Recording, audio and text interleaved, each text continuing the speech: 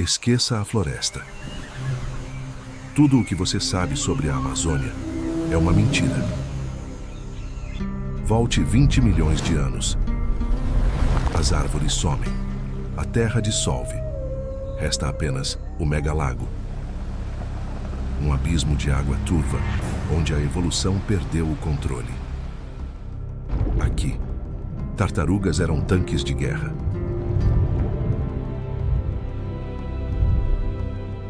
Golfinhos cegos caçavam um escuro absoluto. Mas eles eram apenas a entrada. O prato principal era ele. Purosaurus. 12 toneladas de ódio puro. Uma mordida capaz de partir um T-Rex ao meio. O maior assassino que a natureza já criou. Você tem coragem de encarar a verdade? Assista ao documentário completo agora.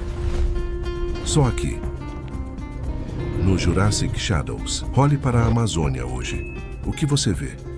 Uma floresta infinita, o pulmão do mundo, um oceano de árvores. Mas essa visão é uma mentira. Se você pudesse rebobinar o relógio geológico, as árvores desapareceriam. O solo sob seus pés se dissolveria. Onde hoje você caminha, você estaria se afogando. Porque houve um tempo em que a Amazônia não era uma floresta. Ela era um erro geográfico, um oceano preso dentro de um continente. Um lugar onde a evolução jogou fora o livro de regras e decidiu criar pesadelos. Esqueça os jaguares. Esqueça as sucures. O que vivia aqui fazia o T-Rex parecer um animal de estimação.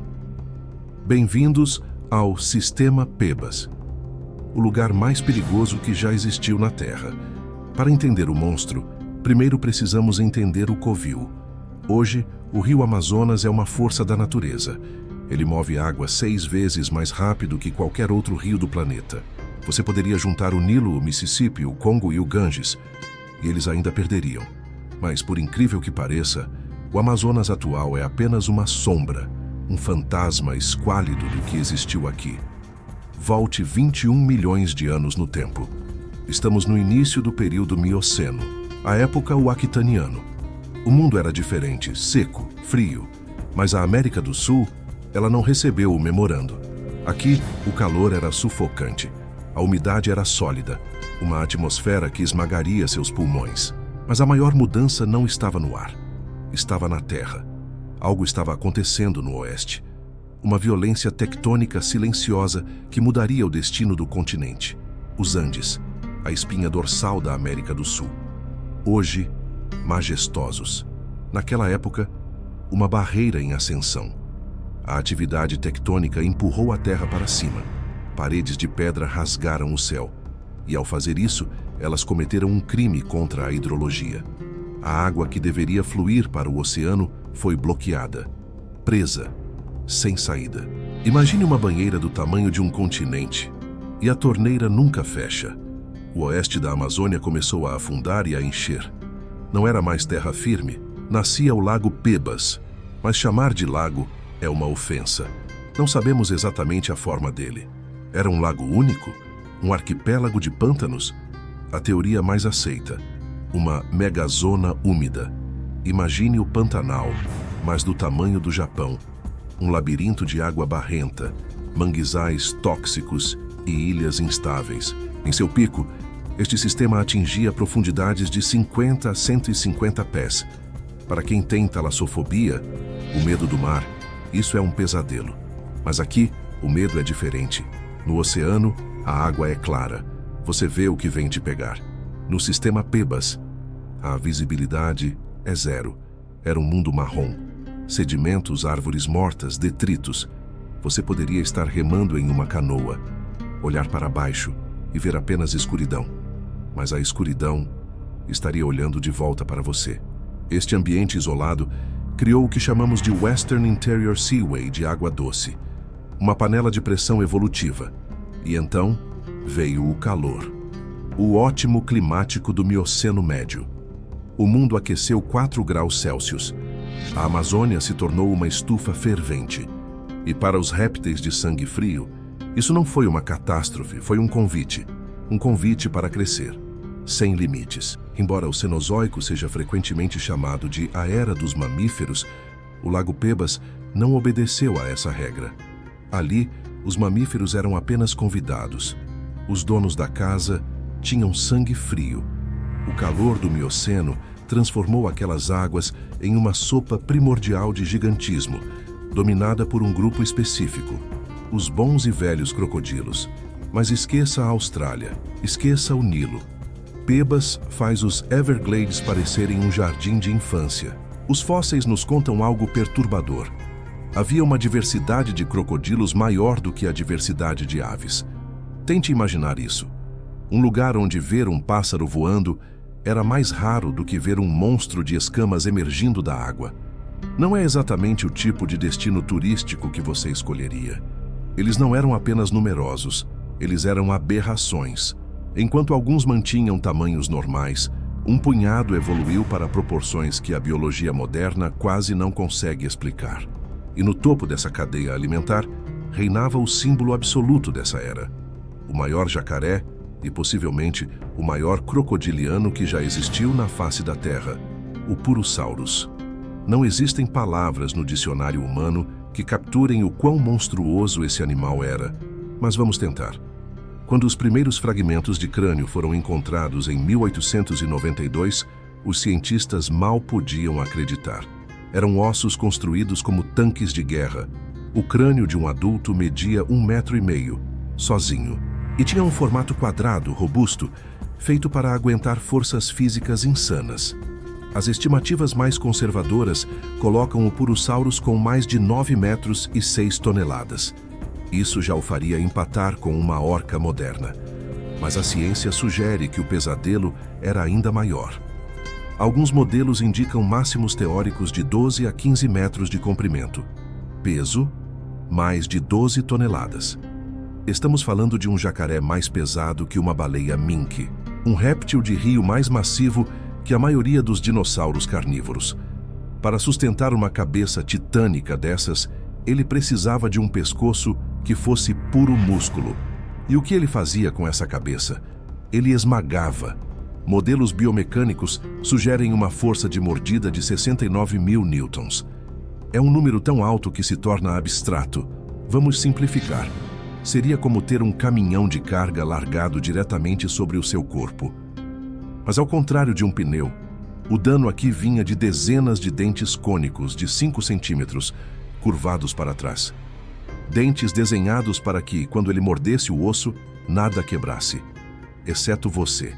E os paleontólogos acreditam que, apesar de pesar tanto quanto um ônibus, ele mantinha o movimento mais letal de sua família. O Death Roll, o giro da morte. Imagine ser desmembrado por uma máquina biológica de 12 toneladas girando na água turva. Ele era o T-Rex do sistema Pebas, mas ele não estava sozinho. Se o Purosaurus era a força bruta, o Griposuchus era a precisão. Ele foi o maior gavialídeo de todos os tempos. Enquanto o Purosaurus tinha a cara de um martelo, o Griposuchus tinha a cara de uma pinça. Um focinho extremamente estreito e longo, perfeito para cortar a água sem resistência. Mas não se engane pela aparência delgada. O Griposuchus passava facilmente dos 10 metros. Ele era um especialista em pescar peixes gigantes, mas dado o seu tamanho colossal, qualquer mamífero que caísse na água poderia virar lanche acidental. E para completar essa tríade de pesadelos, havia o estranho do grupo, o Mourasuchus. Ele era um jacaré, como o Purosaurus, mas eles não poderiam ser mais opostos. O Mourasuchus tinha um crânio largo, achatado e alongado, que muitos cientistas comparam ao bico de um pato. Parece cômico, até você perceber que ele media 9,5 metros e pesava 4 toneladas. São 4 girafas amassadas em um único réptil. A teoria mais fascinante sobre ele é a de que ele não caçava ativamente. Ele usava sua boca gigante como uma pá, vasculhando o fundo lamacento do lago, filtrando moluscos e peixes. Uma baleia de água doce, blindada e perigosa. 3 gigantes, 3 estilos de vida. Um único lago. Se você visse água em Pebas, a regra era simples. Corra. E se você já estivesse na água, bem, foi um prazer te conhecer, mas a natureza odeia o vácuo. E onde existem predadores desse tamanho, as presas precisam evoluir. Ou morrem. E a resposta das presas a esses monstros foi a única possível. Elas também ficaram gigantes. Como Ian Malcolm disse uma vez, a vida encontra um meio. E em Pebas, a única maneira de não ser comido por um crocodilo do tamanho de um ônibus era se tornar grande o suficiente para entalar na garganta dele. As criaturas que coexistiam aqui não eram vítimas passivas. Elas entraram na corrida armamentista biológica, começando pelas águas. Arraias de água doce, rivais das maiores já registradas, patrulhavam o fundo. Peixes gigantes, corvinas e pescadas do tamanho de seres humanos adultos nadavam nessas correntes. Mas o animal que provavelmente faria seu queixo cair não era um peixe. Era uma tartaruga, a Stupendemis. E não deixe o nome te enganar. Não tem nada de estúpido aqui, apenas o estupendo. Ela foi a maior tartaruga de água doce da história. Apenas a sua carapaça, sem contar a cabeça ou a cauda, podia chegar a quase 3 metros de diâmetro. Isso é maior que qualquer ser humano que já viveu. Coloque-a de pé, e ela faria uma sombra sobre os jogadores de basquete da NBA. Ela era um tanque vivo, pesando mais de 1 tonelada. E temos provas fósseis de que essa armadura era necessária. Encontramos carapaças de Stupendemis, com marcas profundas de mordidas e dentes de crocodilos cravados no osso. Elas sobreviviam aos ataques. Elas lutavam para viver mais um dia. Mas nem todas as tartarugas jogavam na defesa. Havia a Caninemis. Ela era menor, do tamanho de uma tartaruga de couro, mas tinha um temperamento terrível.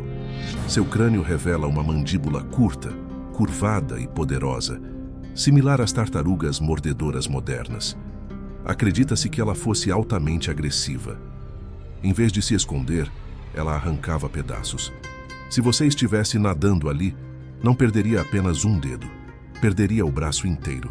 E quando falamos de inteligência nessas águas turvas, os mamíferos já estavam presentes, tentando conquistar seu espaço no meio dos répteis.